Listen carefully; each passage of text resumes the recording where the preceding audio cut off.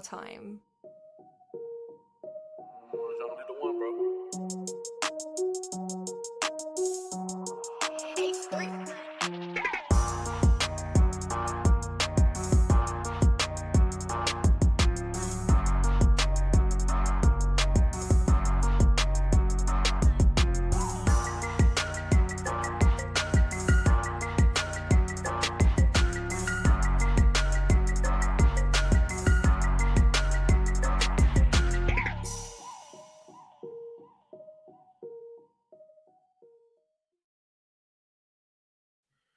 All right, I promise that we live, okay? It is yours truly, TJ Jones, the host of the State of the Saints podcast.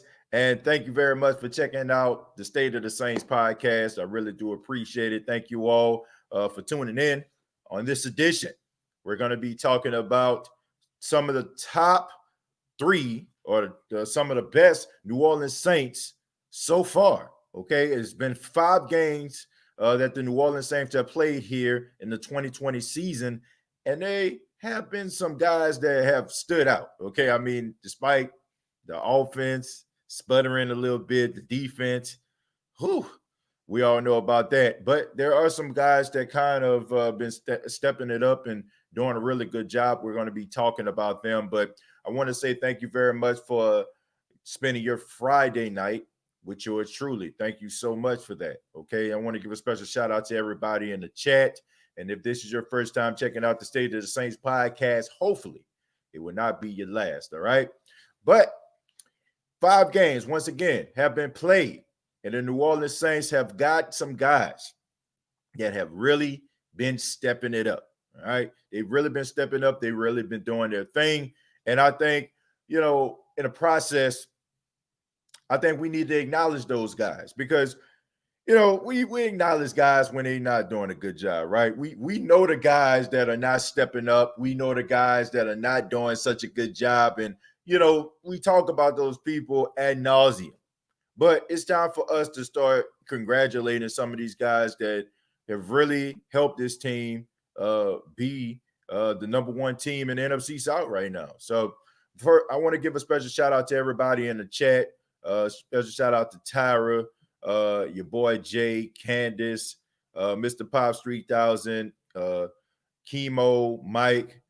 Thank you all. Jared Poor, man. Thank y'all so much for being a part of the State of the Saints podcast. And, I really do appreciate it. But the top 3, these are my top 3. And feel free, if you have a top 3 that you have, and maybe I didn't mention one of those players' names, feel free to put it in the comments. Feel free. I mean, this isn't just, my show. This is your show as well. So my top 3, I have to start it off. Number 3 is a person that, a lot of people don't look at. They don't give the credit to these particular guys all the time. But I really feel like this guy has really been stepping it up and has really done an outstanding job. And that's Will Lutz, man. Will Lutz. Like, I know we don't like to give credit to kickers because we're like, oh, you know what I'm saying? People like kickers are not a real position. You know what I'm saying? They really don't contribute a lot. But Will Lutz is one of the best, if not the best, field goal kickers in the NFL right now. And I think that us beating the Chargers had a lot to do with Will Lutz and his ability to kick the ball between the uprights. I'm a huge fan of Will Lutz. Will Lutz has done some outstanding things in a New Orleans Saints uniform. And I think it's about time for us to give this guy some credit. He was awarded the NFC Special Team Player of the Week. So congratulations to him with that. And I think that we're extremely lucky that we have Will Lutz on this team. I mean, Will Lutz has made some clutch kicks. We all know about his 58-yard field goal that he kicked against the Houston Texans. We know about the field goal that he kicked in overtime against the Chargers in order to give the Saints the go-ahead lead in order for them to seal the deal. So Will Lutz, to me, is my number 3 New Orleans Saints so far after 5 weeks. Coming in at number 2 is a guy that I have a lot of respect for. I'm ready to lay it all on the line for and jump out of the window because I'm extremely excited about him. And that's Trey Hendrickson, man. Now, at the beginning of the season, I was having a debate with someone that was on social media, and I was talking about Trey Hendrickson. And this person would not believe that Trey Hendrickson was that good. Okay. I said that it was going to be virtually impossible for the Saints to be able to keep Trey Hendrickson because he is going to be a starter on someone else's team. And this guy thought it was the funniest thing in the world because it was like, oh man, Trey Hendrickson, he ain't gonna do nothing. He ain't nobody, this, that, and the third. So I tried to explain to this guy how good Trey Hendrickson was and how lucky the New Orleans Saints were to grab this guy, from Florida Atlantic. If Trey Hendrickson didn't have any off the field issues at Florida Atlantic, he would have been a first round or second round pick coming out of Florida Atlantic. The fact that he fell into the lap of the New Orleans Saints, well, they're pretty lucky to have him. All right. And right now he leads the team in sacks with 4.5. And I don't see any sign of letting it up. I mean, most teams go into the game and trying to double team Cam Jordan. So in the process, Trey Hendrickson, all he has to do is win his one-on-one matchup, and he has been doing so.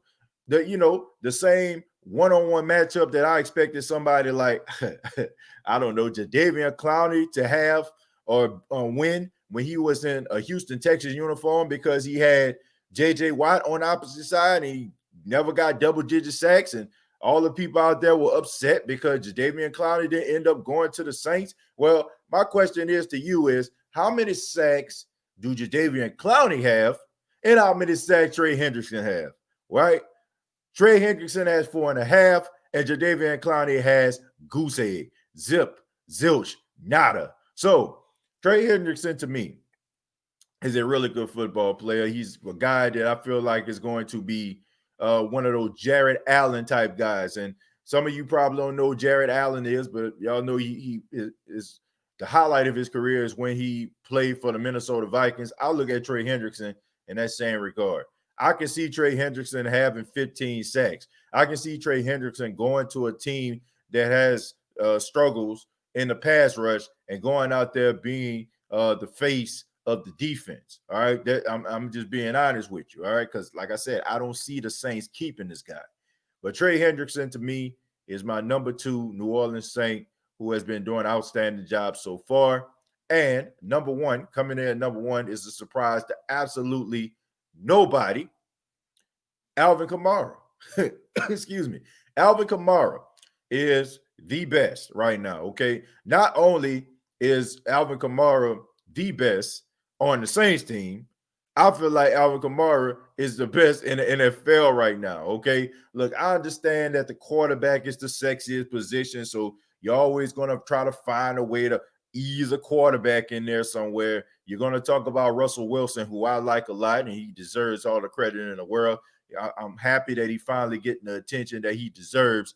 But I think that we need to start looking at other positions, like what they used to do back in the late 80s and early 90s before everybody started going crazy and gaga goo-goo over a quarterback. Alvin Kamara means so much to New Orleans Saints because he does so much for the New Orleans Saints. Not only does he run between the tackles, yes, he does run between the tackles for all those people that felt like he can't. And not only can he catch the ball out of the backfield, but this guy is running wide receiver routes and catching the ball like his name is Michael Thomas. Alvin Kamara said in the offseason that he was 73% last season. A lot of people raised their eyebrows like The Rock at the fact that he said that. But now coming into the season, he's 100%, and I think that we all can give him the benefit of the doubt from last season. And I did not forget about the people in the offseason that were on the State of the Saints podcast that didn't believe what Alvin Kamara was saying. And I have yet to see some of those people file into the inbox and file into the comments and apologize to the man because, like I said, we were going to have church, and every Sunday we seem to have church, and nobody seems to show up. Now, I understand it's COVID-19 and with practicing social distancing, and maybe you don't want to come to the congregation or come inside the church because you're afraid that you might catch something. But check this out. We are doing virtual church. So you don't have to worry about being close to absolutely No one. All right. You don't have to be afraid. All you have to do is step into the front of the virtual congregation and say how wrong you were. But of course, people are not going to do that. Okay. They feel like, oh, it happened a while back. Nobody's going to remember what I said. Look, we don't have to hold you accountable. And nobody has to be like some of these other people out here who try to corner celebrities and try to go back in the archives to try to find the most incriminating things about them 10 years ago. We ain't got to do that to you. You can do it for yourself, okay? You can have that spiritual cleansing. You can have that change of heart. You can step to the front of the congregation and say, yes, I admit that I said it and I was wrong. Okay, but Alvin Kamara is the number one New Orleans Saint, in my opinion. No doubt about that. All right, so those are my top three. Did I miss anybody? Who's your top three? I would love to hear from you. And I'm about to open the floor for everybody to let me know who you got. Let's see. I'm seeing names, so I'm gonna go back just a tad bit until I don't see any more. Well, I see it. Okay, let me see where we're gonna start. We're gonna start with Toddy here. What's going on, Toddy? Toddy says Kamara, Davis, Murray. Okay, that's not a bad list right here. Okay, Alvin Kamara, I mean, pretty obvious here. Demario Davis is one of those guys that is doing a good job as well. I mean, we know that he's a first-team All-Pro, and he's playing like it, no doubt about that. And Latavius Murray is a guy who I can appreciate because Latavius Murray is one of those guys that, to me, the Who Dat Nation, not everybody in the Who Dat Nation has accepted. And it's no fault of his at all. I want people to understand that. I mean, it's the fact that Sean Payton didn't use him. He didn't use him last season. And I think a lot of people were skeptical about Latavius Murray because I guess in the back of their mind, they're wondering, why doesn't Sean Payton use this guy? Why doesn't Sean Payton put him in the offense? Maybe he's not good enough. That wasn't the case. And I think it's pretty obvious that that wasn't the case the way he's balling out now. Kim says balling. Kai says AK-41, Trey Hendrickson, and Sanders. Honorable mention, Traquan Smith, believe it or not. Okay, there's nothing wrong with Traquan Smith. You know what I'm saying? If y'all notice on the front of the cover that I decided to use on this edition of the State of the Saints podcast, it is a picture of Traquan Smith. Look, I'm going to say that I was wrong about Traquan Smith, and I'm happy to say that I was wrong about Traquan Smith, and I'm happy that this guy decided to step it up and do things a little bit differently. I'm glad that he's starting to get a little more comfortable in the offense. I'm glad that he's in his primary position, the position that he played while he was in college that made him, work drafted by the New Orleans Saints. So I'm happy for him, man. And I think he's bigger. He's more physical. He's not afraid. And I think the last game, even though his number wasn't called, Sean Payton stepped to the podium and he talked about how he felt like they didn't call enough plays for him, and he felt bad about it. So that goes to tell you right there, it had absolutely nothing to do with Traquan Smith not being able to play or not being open, because I think we all can agree. I think we all know this, that Drew Brees is not going to force the ball to anybody. Drew Brees has primary targets for each particular play, okay? Rather it's number 12, Marquez Callaway. Rather it's number 11, Deontay Harris. Rather it's number 10, Traquan Smith. 17, Emmanuel Sanders. 13, Michael Thomas. 87, Jared Cook. 41, Alvin Kamara. I mean, if that primary receiver is being covered, he's going to check it down, all right? So I don't think Drew Brees, like some of them other quarterbacks out there, if a guy has a little bit of separation, he's like the second or third option, Drew Brees is going to throw him the football. Not all the time. Now, he might. Like, it has to be like this guy's just streaking down the field and ain't nothing in front of him except space and opportunity, which we all know that's not always the case because the way that the Saints offense is structured, guys are kind of just, close in the vicinity and stuff like that. You make your own speculation about why that is, but Traquan Smith didn't have enough plays, and he stepped it up this season, man, and I'm proud of him. No doubt about that, man. And I think that we need to give Traquan Smith some credit, man, because we were so happy to tell other members of the Who That Nation, excuse me, about his shortcomings, right? About all the things that he lacked, about the lack of heart, about the lack of targets, about not being open. So let's give that man some credit for actually being the player that we wanted him to be all these years. So he gets my respect, no doubt about that. Chanel says, "What up, TJ? What's going on, Chanel?" Justin, what up, man? We got Casey says, "I wish we could get Greg Williams back. They suspended him indefinitely by the NFL and was quick to let him coach elsewhere." Well, it took a while for him to get back, Casey. Let's not pretend like it didn't. Greg Williams is a really good defensive coordinator. I feel like a lot of teams are afraid to make him a head coach because of all the things that happened. The fact that you allow someone that was involved in a scandal that could have possibly injured, paralyzed the player, made it, you know what I'm saying, like seriously had a player out of the game of football, to have him as your face of your franchise, you know what I'm saying, as the head coach. I think a lot of teams are skeptical about that. You got the Cleveland Browns had opportunity to make him the head coach. They decided not to. If you look at the Jets right now, he's probably the best part of that team, his defense, because it definitely ain't Adam Gase with his old no coaching self. I just think that Greg Williams is a really good defensive coordinator, but I don't see him ever coming back to the New Orleans Saints. It would have to involve Sean Payton not being anywhere around the organization in order for him to come back, and not to mention, all the things that brought with it. I mean, it would just warrant too much scandal, too much investigating, too much news press.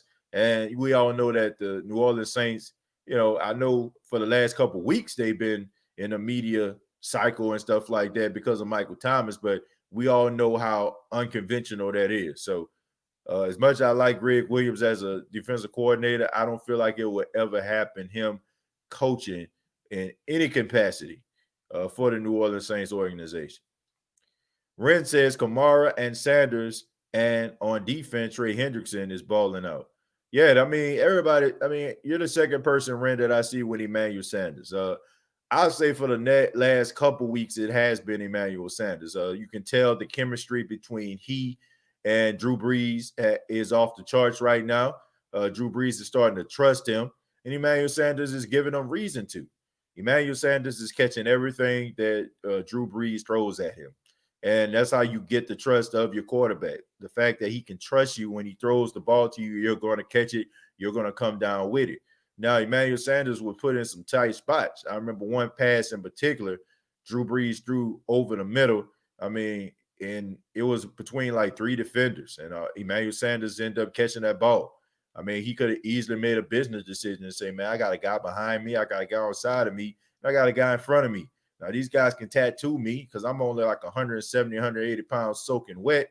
But he went up and he got it, man. That shows the toughness of Emmanuel Sanders. That's that Pittsburgh Steelers, Denver Bronco type player right there. We all know about the Pittsburgh Steelers. You can't be no punk playing in their offense. Going up against the Ravens, going up against Vontaze Burfict and the Cincinnati Bengals back in the day. You know what I'm saying? You can do that against the Cleveland Browns because they're good now, but we all know the story of that. So Emmanuel Sanders is a tough football player, and I'm glad to see he and Drew Brees are on the same page. So I'm looking forward to seeing their chemistry develop and seeing what's going to happen once Michael Thomas comes back. Toddy says, happy Friday, TJ. Happy Friday to you too, man. Derek, what's going on? We got your boy Jay says, Alvin Kamara, Demario Davis, and Trey Hendrickson, top 3 right now. It's not a bad list.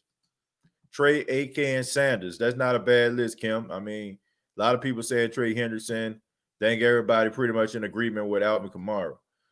704 Bound Charlotte says, hope y'all enjoyed that bye week because my Panthers ready for y'all. Man, nobody really care about the Panthers, man. Like, I'm just being honest with you. They're a good football team. Not really shocking to me that they have the record that they have right now. I think that they're one of those teams that is very underrated. But let's just be serious about this, folks. The same offense that y'all running out there in Carolina, you know what I'm saying, they running in New Orleans, okay? So congratulations to you for taking the Saints offense and actually making yourself legitimate. But the imitation is never better than the original. Okay, it's not. Okay, what they say, the 21 laws of power. The student will never be greater than the teacher. You can't come to New Orleans and expect to run the same offense that New Orleans runs and think that it's going to work. It's not going to happen, man. The Saints are are masters at running the offense that y'all are trying to run. All right. So there's a reason why here on the State of the Saints podcast, I called the Carolina Panthers New Orleans Saints light.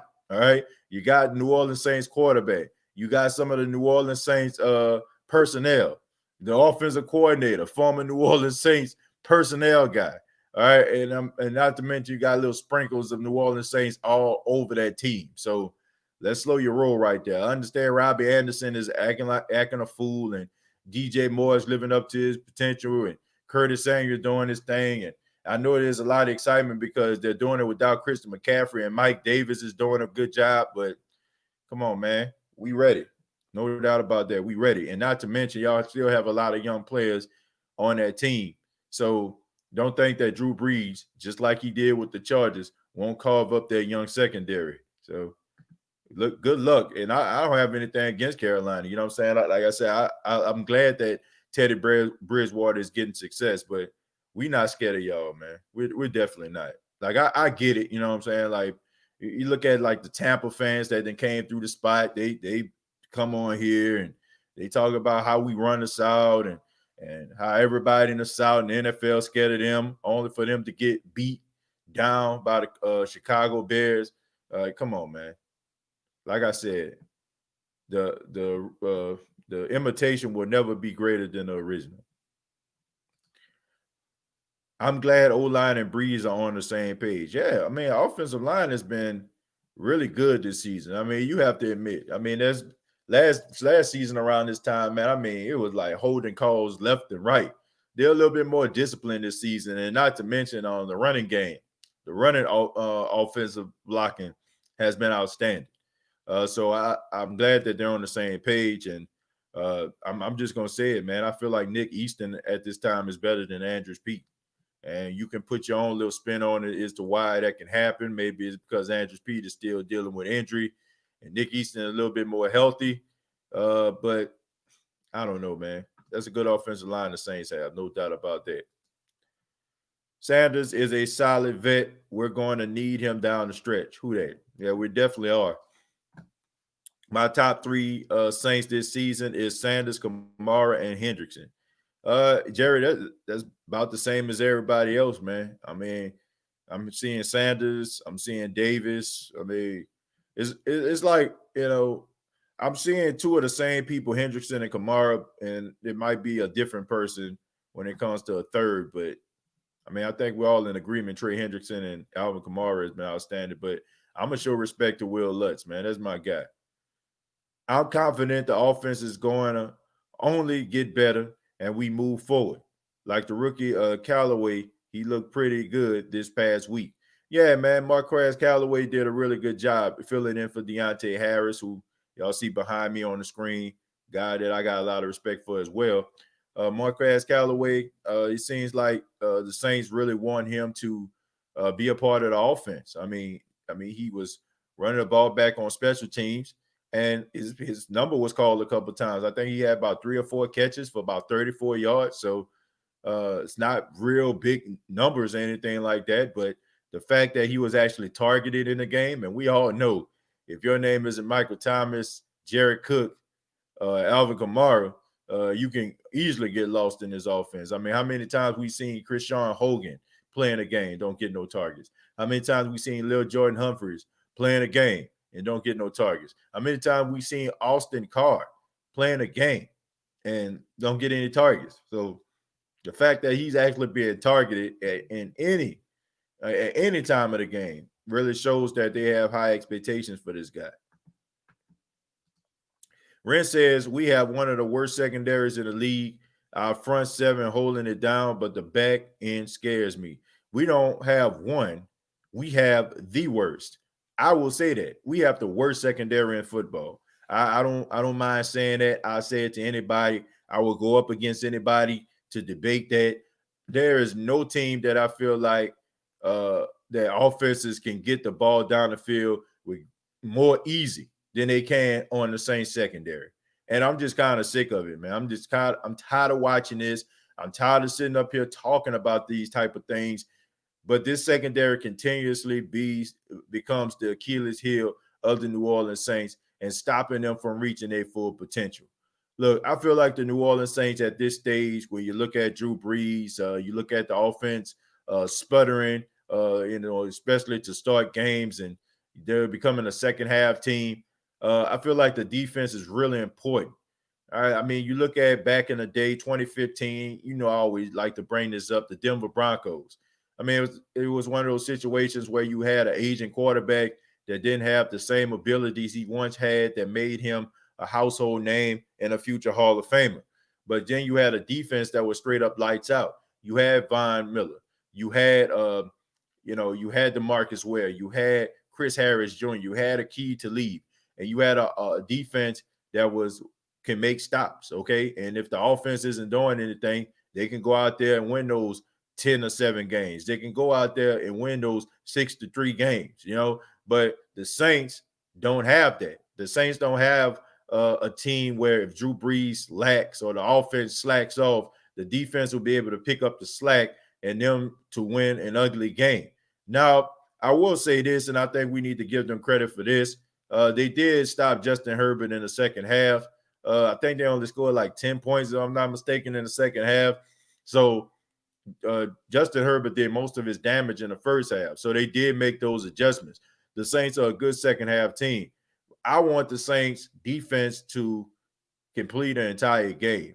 And I don't feel like it should just be us jumping around and being so excited that they actually made a 3-and-out. Like that's not what a good defense does. It's not. A good defense does it consistently, and it becomes almost like the norm. All right. I feel like us being excited, oh, they got a 3-and-out. That just shows how pathetic and sad this defense is. So I don't think the Saints are going anywhere as long as this defense continues to play the way that they do. And I know people get mad at me because they feel like I'm too critical of the team and I just don't want to accept what's given in front of me, especially when it comes in the form of a win. But that's just me, folks. That's just the way I operate. I don't like mediocrity. You know what I'm saying? Like, I don't like mediocrity in my own personal life. Like, I don't come on here on the State of the Saints podcast saying I'm going to have a mediocre show today. I say I'm going to have a great show. I'm going to try to give my best. You know what I'm saying? I'm going to do something like that. I'm not trying to, swim in mediocrity. I can't accept that, man. I want this defense to be really, really good.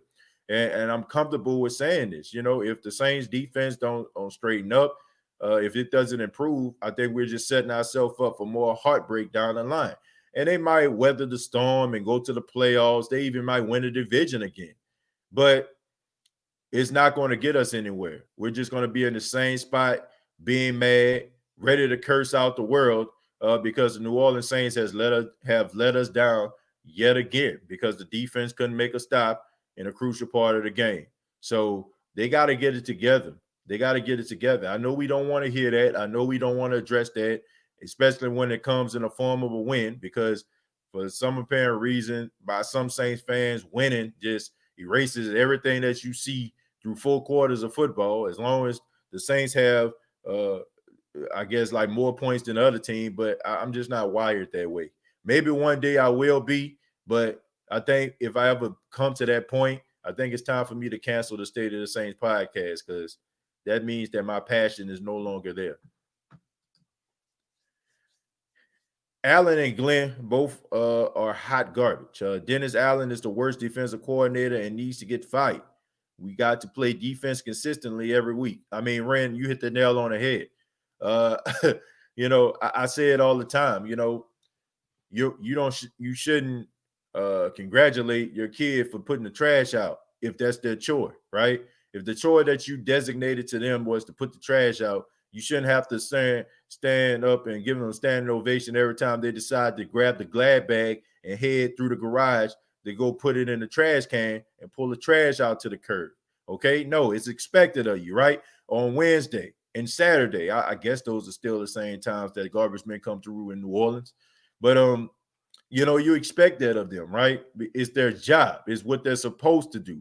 I feel like us sitting up there clapping because the Saints got a 3-and-out on an opening drive, I think that's pretty sad. I think that's kind of pathetic, man. Not that we're pathetic. I don't want anybody to get the wrong idea, but the fact that that is how what we're stooped to. You know what I'm saying? Like the expectation has gotten so low that we're just happy that they got a 3-and-out. Like it shouldn't be that way.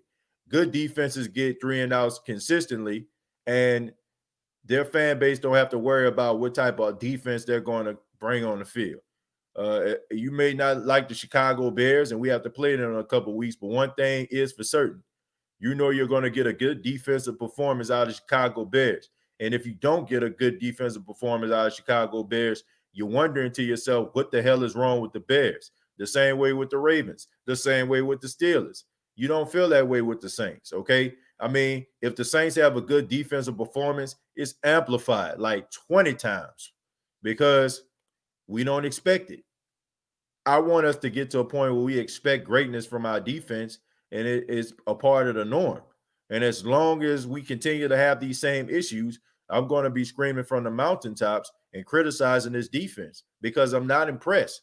You know, when you start the trend and I'm starting to see defensive stops and I'm starting to see pressures and I'm seeing secondary players deflecting balls and also making tackles, then I get a little bit excited. But as of right now, I just feel like we're putting cologne on a musty body right now. Okay, we're putting cologne on a musty body, and we're just setting ourselves up for failure. And I refuse to do so. Okay, I refuse to suspend my imagination to benefit the secondary once they do something good or the defense as a whole. I'm not going to do it. The Saints' third down defense is absolutely horrible. Yep, not to mention their red zone defense. I mean, that is just absolutely pathetic. Were they like 15 or 20 or something like that? I mean, that is over 50%. Like, if you have over 50% in red zone defense, that is just absolutely sad right there. I mean, that is like over like almost 70% of the time. That's over 70% of the time that a defense is going to drive. I mean, offense, excuse me, are going to drive down the field and score on your team. That's pretty sad. That is sad. Nobody cares about the Panthers. I don't want to say I don't care about the Panthers. All I'm saying is maybe if I said that, then I maybe worded it wrong. I'm concerned about them because they are in the South. Okay, if this was the Falcons right now, I probably say I ain't concerned about them. But the Panthers, they doing a good job, man. I'm not going to act as if they don't exist, but I still think the Saints are better. You are so right. I said, if you can't throw down the field and if the defense can't make stops, game over. Edwards, Latasha, let me say this. I think you have a very good point.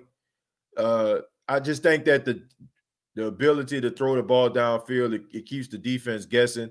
And I just feel like if you just looking at this defense, you're like, yeah, they made a stop. Just feel like you playing yourself. And it's going to hurt even worse, It's like one of those issues. Like if you have a problem with your man, a problem with your woman, and you don't say nothing, right?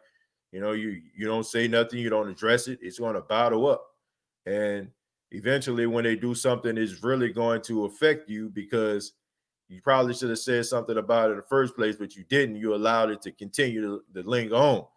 That's the same way with this team, like they're winning right now. But if you don't address it down the line where a game matters most, it's going to hurt even worse. It's going to hurt. Is it just me? Well, we need new play calling. I think that Sean Payton has kind of lost his fastball. But I will say this, another popular opinion, or another opinion that a lot of people don't like me saying, it has a lot to do with Drew Brees. It has a lot to do with Drew Brees and his limitations. I mean, I think that Sean Payton and the offense are handicapped right now. You know what I'm saying? I think because, Drew Brees at this stage of his career, no fault of his own. I mean, he's a 41-year-old quarterback who has 20 years of NFL experience. I mean, it happens, right? We talk about this all the time here on the State of the Saints podcast about getting older, about not being able to do some of the things that you once did. But Sean Payton is trying to adjust and make up for what Drew Brees lacks these days. So I think that has a lot to do with it. I think if you were to have a younger quarterback with a stronger arm, I think you will see a different type of offense. It's almost like with Andy Reid, right? All those years with Donovan McNabb, you know what you were going to get, right? You know what you was going to get out there at Philly. You know you was going to get Brian Westbrook, a lot of things in the screen game. You know you was going to get some of those things. But then he get a young little kid named Patrick Mahomes, and now Andy Reid looks like a completely different head coach calling plays. So I think it has a lot to do with who you have, okay? I think if the Saints had Jameis Winston as their quarterback, it probably would be a little bit different. You probably would see more plays down the field because at the age of 27 years old, Jameis Winston still got that cannon. And we all know that he can scramble out of the pocket. We know that if a play breaks down, guys can break off their routes and try to get open, and Jameis can possibly get them the ball. So I think it has a lot to do with Drew Brees and, where he's at this stage of his career. I agree with the Drew Brees situation. Okay. Chemo Slice, Ghostface giving you a who dat. Father Time is undefeated. Pretty much, folks. I've been asking myself, how is Sean Payton still have a job as the Saints head coach? Well, I mean, he's had more victories over the past 3 seasons than any other head coach in the National Football League. I mean, let's not pretend like Sean Payton is slaw out here. Now, some of us may believe that he needs to relinquish his play calling duties, and some of us don't like how arrogant and cocky he is and how petty he is in some cases. But nevertheless, Sean Payton is still a great head coach. And if the New Orleans Saints decide to let him go, trust and believe if they let him go on Sunday, he'll have another job by Monday. So he is a really good football coach, man. I just think that we just get tired of him sometimes. And I think he knows his role. I think he knows where he stands within his organization. I think that he understands that he's not going anywhere. I mean, he's the winningest coach in New Orleans Saints history. He's done more for this city as a coach than any other coach that ever coached for this team. And he knows that. And I think he carries himself that way sometimes. And I think that's kind of his, that's kind of my biggest issue with him, because I feel like he think, I brought legitimacy to this team. I can do whatever I want. So shut up and watch me work. Like, nah, man, like you're not above criticism just because you brought a Super Bowl championship to New Orleans. I think if you do something stupid or something that deserves some type of criticism, I don't care what you brought to New Orleans.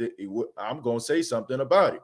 But I think that's how he carries himself. I think he looks at us like, well, what were y'all before me? And I think that kind of rubs people the wrong way sometimes, because I think that he has this, I mean, that's his mind frame. Like, y'all weren't nothing before I got here. I think he got that David Ruffin syndrome sometimes. Sean Payton has regressed. I don't know if he's regressed. I don't think he's regressed. I think Tyrod has a lot to do with, like I said, the limitations of the offense at this stage of Drew Brees' career. I think that this offense was completely different when Teddy Bridgewater was in the game. When Teddy was the quarterback, the first couple of weeks, it was kind of a Sean Payton, Drew Brees type offense. But if you notice, each and every week, they started to open it up. Each and every week, they start to sit down and listen to Teddy and see the type of things that he did differently.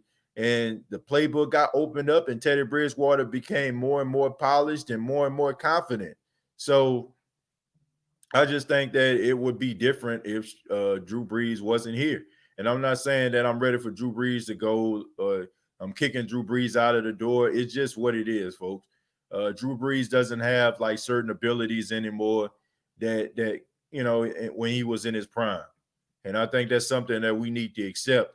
And I also think that's something that we need to understand. Like, I feel like sometimes people just hear criticism and all of a sudden they just think the worst. But I mean, he's not the same quarterback. No disrespect, but the NFL is giving up a lot of points in the beginning of the season defensively.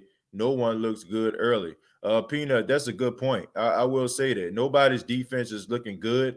I mentioned that before on the State of the Saints podcast, but here's the thing. Here's the thing, Eric. Um, the Saints defense does this every year, and that's the problem. Okay, like if we look at the Seattle Seahawks, who's giving up about 30 plus points a game, okay, we can look at it like, okay, we can chunk that up to COVID, because the Seattle Seahawks for the past like 5 to 10 years have been a defensive team. You can look at a team like the Pittsburgh Steelers. If they're giving up big points, excuse me, if they're giving up big points, then we can look at it and chunk it up to COVID. But with the Saints, we're dealing with the same issues that we've been seeing before COVID-19, before the pandemic happened, before we were social distancing and stuff like that. So I'm not going to give this team the benefit of the doubt, because they've been playing defense like this for a very long time. So I can't give them the pass that I can give a Seahawks. I can't give them the pass that I would give a Ravens. I can't give them a pass that I would give a Steelers, because those teams deserve a pass, because they got enough skins on the wall defensively for me to acknowledge the fact that maybe some of the lack of off-season activities are hindering their ability to play lights-out defense. I can't do it for the Saints. I can't, because I've seen it so many times. Too many times have I seen Drew Brees drive the team down the field only for the secondary to give up a big play to put the team in field goal range to win a game, or put the team in position to score. I've seen this too many times. Okay, I like right off the bat, I can just think about several times that the Saints have done this. And Sean Payton isn't the same coach, in my opinion. I think it's more of Dennis Allen than the players in the secondary. They have shown flashes of greatness last year. They have shown technique issues. They have to work on expeditiously, but a good defensive coordinator could help out a lot. Yeah, I believe that. That's a good point. I feel like he asks for too much. I was talking to my big brother EJ on the phone yesterday, and I was talking about how he needs to simplify the defense. I'm talking Dennis Allen. I think that all those different disguises and all those different schemes that they run, like these guys run 4-3, 3-4, Tampa 2, 46, 5-3. Them boys run quarters, nickels. Like, you got all these different type of defensive packages, man. So it's almost like you're going to Harvard and majoring in defense or something. You know what I'm saying? Like, I think what makes legends, like the late great Jimmy Johnson out there in Philly, like the great Dick LeBeau when he was coaching the Pittsburgh Steelers all those years. I think it was the fact that how simplistic the defense was. I mean, we knew what their calling card was, right? Jimmy Johnson was the king of the blitz, and he ran a 4-3 defense. With Dick LeBeau ran a 3-4 defense, and he had those linebackers that could fly around the field. With the Saints, I just feel like they do way too much. Like, a guy might thrive, you know what I'm saying, in cover two, but he struggles in man, right? So if the Saints are a man team, you know, like Janoris Jenkins, Marshawn Lattimore mostly play man, but Janoris Jenkins isn't here. And now you have a defense where you have to play man, and you have Patrick Robinson, who lacks in man-to-man coverage. Now you got him trying to play the same type of defense. That's not going to work. So I feel like they need to simplify their defense in order for them to become better. I just think that the defense is just way too complex, and guys are out of position, and they're not understanding their assignment because of all these different exotic plays. Like, it's too damn exotic. You know what I'm saying? Like, it's just too many different defensive schemes. Like, pick one. If you're going to be a 4-3 team, be a 4-3 team. If you're going to be a 3-4 team, be a 3-4 team, right? You know what I'm saying? If you're going to be running a 46, then run a 46, right? But don't have a scheme for every single one, you know? Like, don't do that. The New Orleans Saints average 30 points a game. I don't think Sean Payton is the problem. I mean, I agree, you know what I'm saying, with the fact that I don't feel like he's the problem. Like I said, I just feel like you have to accommodate for Drew Brees and the type of offense that you can run in at this stage of his career. Payton should promote defensive line coach Ryan Nielsen to defensive coordinator and fire uh, Allen and Glenn. The defensive line has improved each year since he's been there. He knows how to motivate his players. DLP 2600, Ryan Nielsen, I have a lot of respect for, but I have to see. I would have to know like his defensive philosophy, and sometimes guys can be good coaches, for one particular position. I'll give you a prime example. Okay, let's look at Curtis Johnson. Curtis Johnson, the first time around, was the Saints wide receiver coach, right? When Meacham and Henderson and Colston was here, right? And he did such a good job, it got him a head coaching job at Tulane. And I mean, he wasn't a really good coach at Tulane, and they had to end up letting him go. And he ended up going back to the New Orleans Saints, and now look at it. You know what I'm saying? He's a good wide receiver coach. Sometimes guys are good coordinators. They're better coordinators than coaches. You know what I'm saying? It's one thing to coach one particular position versus coaching an entire defense. Look at Mike Nolan. That's another example, right? Mike Nolan is the Dallas Cowboys defensive coordinator. I mean, they out there getting sliced up like Swiss cheese, right? I mean, they getting cut up like, you know what I'm saying? They getting cut up like meat at the meat market.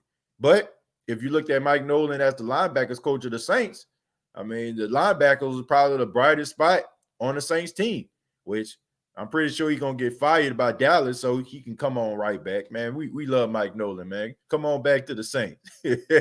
But seriously, man, like sometimes, they give you that type of responsibility. You may not be that type of coach. So I would have to know what he would bring to the table for the entire defense before I make that decision. But I definitely think that the Saints need to get another defensive coordinator. I think we're going to continue to have the same issues. New Orleans Saints fans are spoiled. Anyone thinks Sean Payton should be fired, you got to be bananas. I agree with that one. I agree. I don't think he deserves to be fired at all. That's crazy. See you on the 8th. You're talking about Tom Brady, triple bar. I guess. The Saints defense will turn it around. I hope, Derek, but I just think that we just been saying that too many times, man. I mean, I'm sorry. If your man or your woman was like, I can change, I'm gonna change, and they keep on saying it over and over again, you're gonna be like my girl, like my girl said, she's like, I'm from Missouri. You gotta show me, you know what I'm saying? Like for real, like show me. Like let me know, you know what I'm saying? Let me know that you changed. All right. I'm tired of you talking about it. Be about it. Sean Payton only needs a reality check, not to be fired. I really don't know. Honestly, I really don't know what that reality check is. I really don't. I think sometimes that Sean Payton gets too comfortable with the players that he has. And sometimes he doesn't coach for the fact that those guys could possibly not be there. I think that when Michael Thomas, he looked at that like he coaches as if Michael Thomas is always going to be there. He coaches as if Alvin Kamara always going to be there.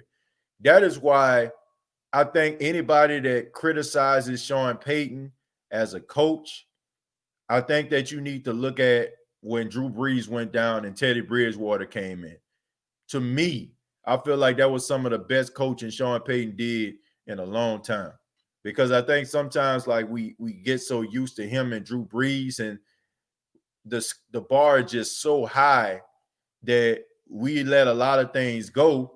And if things don't look right, then we like, hold on, wait a minute now. But I feel like it's one thing to see it with Sean Payton and Drew Brees. Like Drew Brees is going to make Sean Payton look good. You know what I'm saying? Like they're going to win a game. They're going, you know what I'm saying? Something is going to happen because Drew Brees made it happen. versus a guy like Teddy Bridgewater with a lot of unanswered questions, even the fact about his health. For him to come in and win 5 straight games under Sean Payton. And I honestly feel like if Sean Payton would have had to roll with Teddy Bridgewater the entire season, let's just say, for example, Drew Brees went down and couldn't play for the remainder of the season, and Teddy Bridgewater would have been in and the Saints would have went 13-3, he would have been coach of the year. And he was going in that direction. So I think that was very important for us to see that Sean Payton can win games without Drew Brees. And not to mention, he's also showing you that he can win games without Michael Thomas as well, right? So we got to keep that in mind, folks. Like, I know sometimes like we get frustrated at watching Sean Payton and the way that he operates, but you also got to get this guy credit because 2 of the best New Orleans Saints players over the last 10 to 15 years have been down for an extended amount of time, and he still has found ways for the Saints to win more games than they lose. So you got to give credit where credit is due on that. Sean Payton, thank you very much for the $5. He's giving a shot at your boy Jay says, come give me that reality check in person, fool. This old man still got a little something in the tank for you. So we calling out your boy Jay, man. That's Sean Payton right there. Thank you very much for the $5, Sean.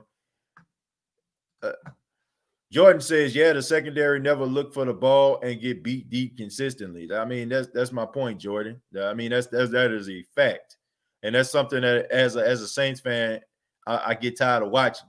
You know, I think sometimes people forget, you know, I'm a Saints fan at the end of the day. So I just be just as frustrated as you are, you know, and I know people be wanting me to be professional about it, but this happens way too much for my liking, and it's starting to really get on my nerves. TJ missing all kind of comments today. I don't think I miss all type of comments, Josh. It's just the screen is rolling by really, really fast here. It's rolling by fast for me because you got people filing in and commenting. So, and not to mention that some of the things that I'm saying, I want to make sure that I'm keeping up with it. You know, I don't want to talk about 3 different other topics and, you know, and all of a sudden, you know what I'm saying, I'm back at the very first topic that I'm at. You know, like I've been forgot about what I said or some of the things that were addressed. So I try to keep it on topic, man. There's no disrespect to anybody or anything like that. But if the first thing we talking about was the top 3 players and then we transition to Sean Payton as a coach, you know, I want to try to keep it within, you know, within reason. You know what I'm saying? Like, so if it comes down and you still like, you know, comment about that particular thing and it's part of the new feeds, then I read it. But to try to keep it as on brand or on topic as I possibly can, Josh. Goldface Griller says, TJ, I missed a lot of your show, but did you see Michael Thomas make a cameo on Cam Jordan's interview? Yeah, with Saz. He's ready to go. Yeah, I heard that, man. I seen it too. So it was a good thing, man. You know, like I said, I like Michael Thomas a lot. I think that Michael Thomas is, you know, top 5 best wide receiver in football. And you know, I just thought that was pretty funny. You know, they were talking about him, Max and Cam about him, and all of a sudden he shows up. But I mean, you know, whatever happened, it happened, man. They suspended him. It is what it is. You know, learn from it and keep it moving. Your boy Jay laughing. Trey Hendrickson, Ramczyk, and AK are the top 3 players so far. Yeah, I mean, Ramczyk, that's another person that deserves a lot of respect. And if you don't believe it, go look at that game we had that concussion and watch the way the running game left the game right along with him. That's power. You know what I'm saying? That's influence right there. 49ers game of 43 points to the Miami Dolphins.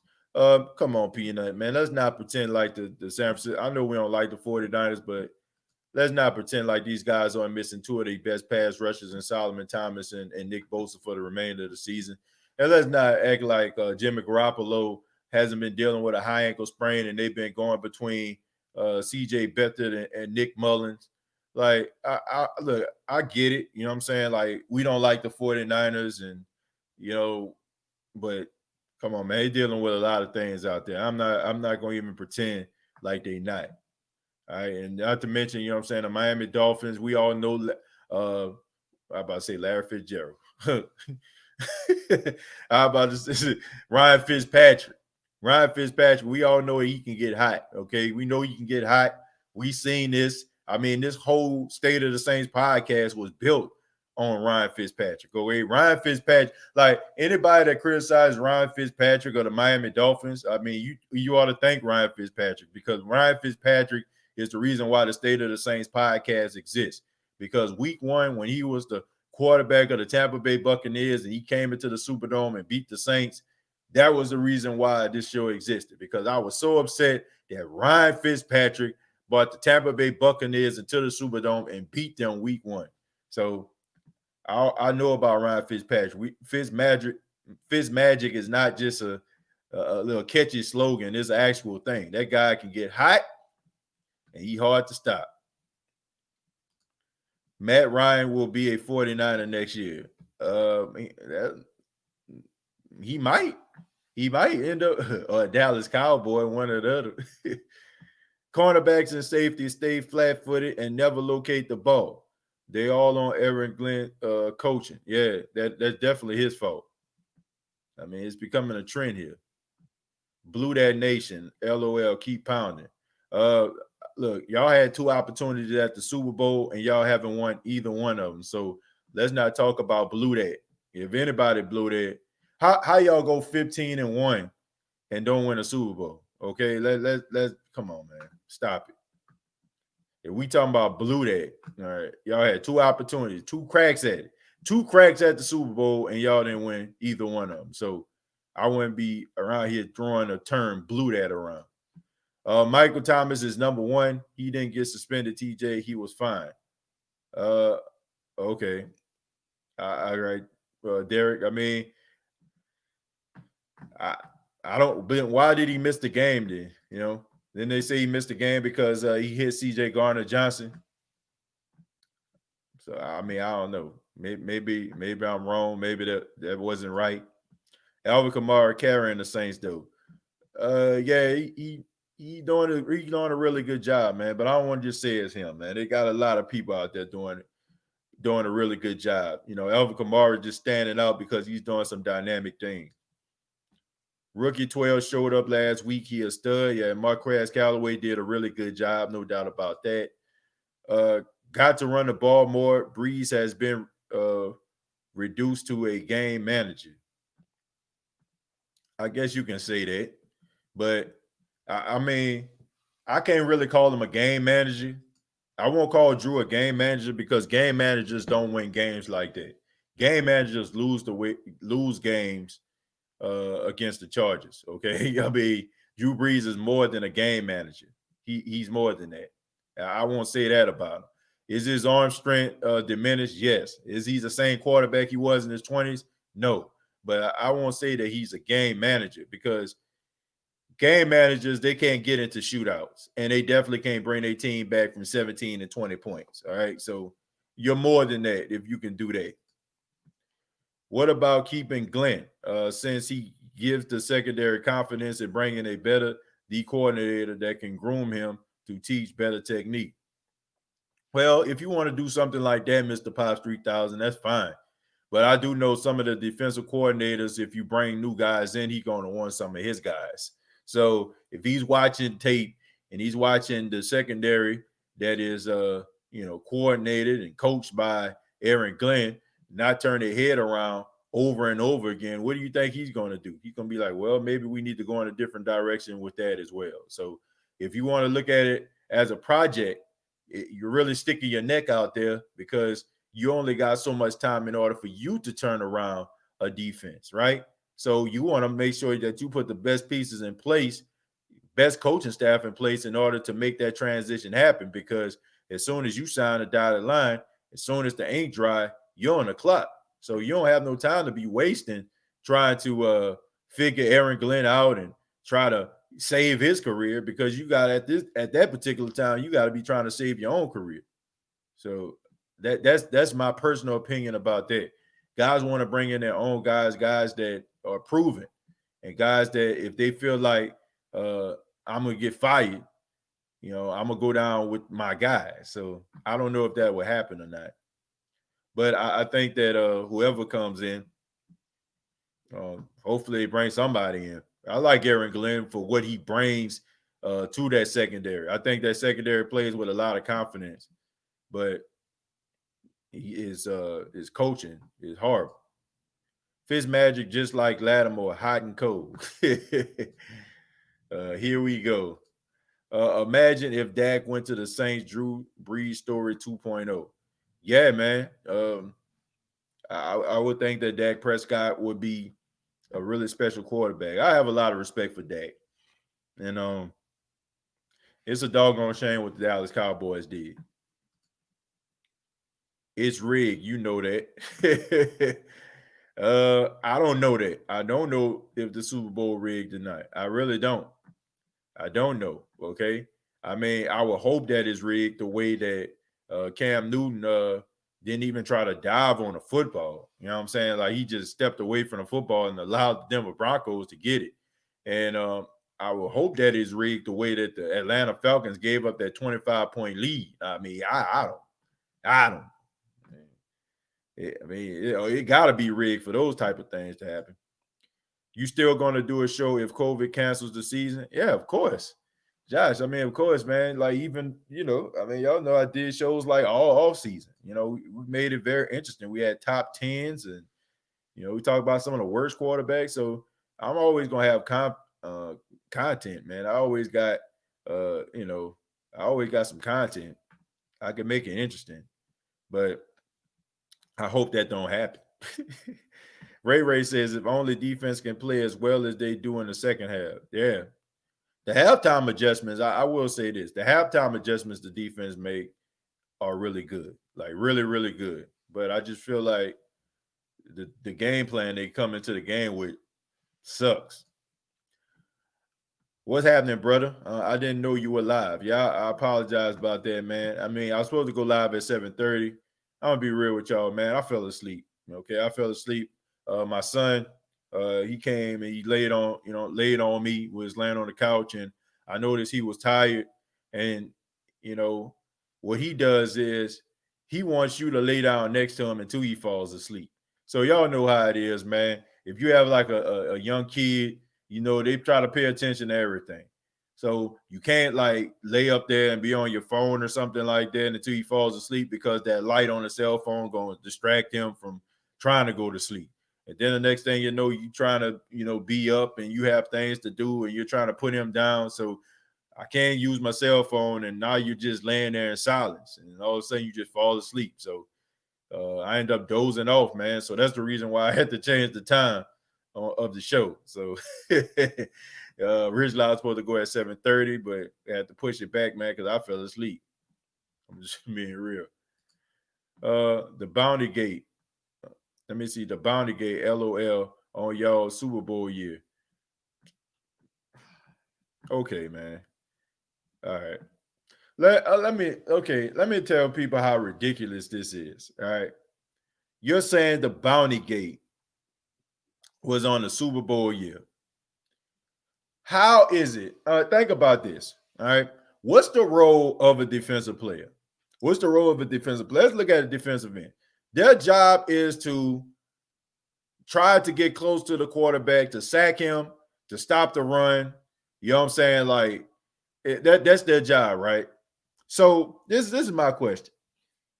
How can a bounty affect a Super Bowl outcome? How can it do that, right? They still got to get to the quarterback to put him down on the ground. And it's not like that bounty plan like knock players out of the game to a point where it caused the Saints to win the Super Bowl. I mean, Payton Manning played the whole game. And if you didn't remember, the Saints they didn't even sack Peyton Manning, not one time. They didn't sack him at all. Okay, I mean they didn't do anything to him, and the bounty pool didn't have anything to do with the outcome of the Minnesota Vikings game, because that game went back and forth the entire time, all the way into overtime. That is the craziest thing I've ever heard in my entire life. How can a bounty affect the Super Bowl? How can it do that? Like, unless the bounty involved the referees, then you have a little bit of an argument. But them, you know what I'm saying, putting a little bit of extra cash in a player's pocket because he hits another player, like, and knocks him out of the game. I didn't see anybody get knocked out of the game. I seen Brett Favre, like, go out the game for a minute to come back in. But like I said, that game was like nip and tuck the entire time. But I get it, man. Look, Carolina never won a Super Bowl. You know, they get to the Super Bowl and they lose. Okay, I get it. So it's easy for y'all to try to criticize the Saints. But don't criticize the Saints because when they went to the Super Bowl, they actually won it. And y'all been twice and haven't won it not one time. But that's crazy, man. Like, if you want to come up with some type of theory, please don't use the bounty gate because that's absolutely ridiculous. That's ridiculous. Like, how can a bounty affect the outcome of a Super Bowl? Now, if you was like the bounty was like, you know what I'm saying, like we gave money to the referees to dictate the pace of the game or call the plays in our favor, then now we talking. But putting money in the pockets of a player because, you know, you want them to go out there and try to take out somebody, they still have to get to that person to take them out. So I get it, man. You know, jealousy don't look good on you, though, man. 704 don't look good on you, my friend. The Saints have a bye week. How do you feel about Teddy Bridgewater coming back with the Carolina? I like him. I think that he gonna play really well, but I just hope he lose. You know what I'm saying? I root for him every other game, but except for this one. 704, you're on the wrong page. Cam wore black and gold cleats to disrespect Saints and lost. I'm counting this season out if Corona season. Corona winning this game and the Super Bowl and the Pro Bowl.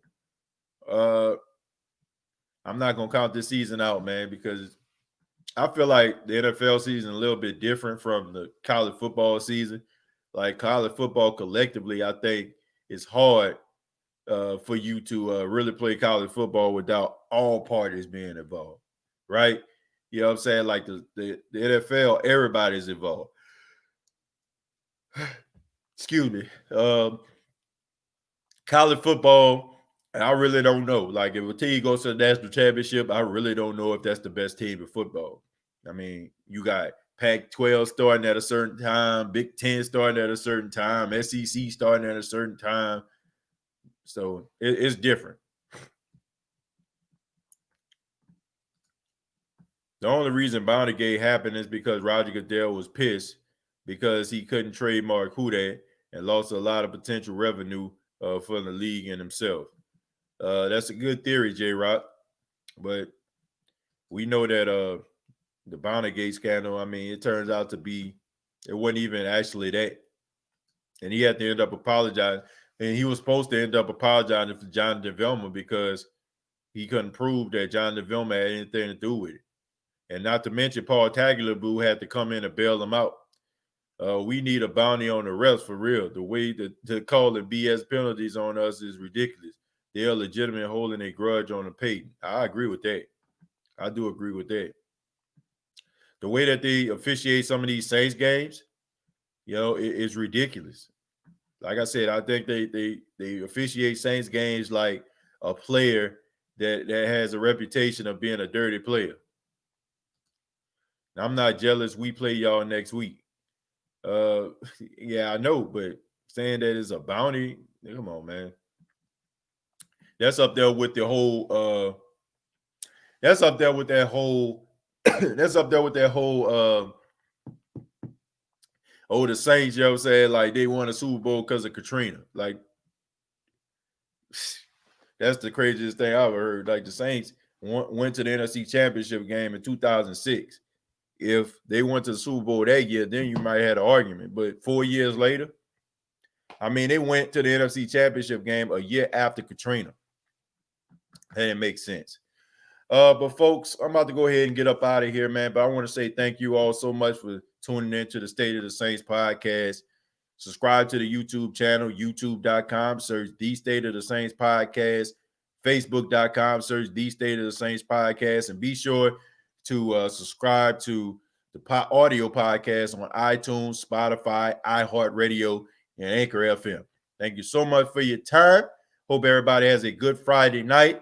Look forward to speaking with you all this weekend. Yes, we still will have a live show. We won't be doing pre and post games, of course, because of the Saints bye week, but we still will be doing shows this weekend. So be on the lookout for the State of the Saints podcast. Till next time, all I got to say is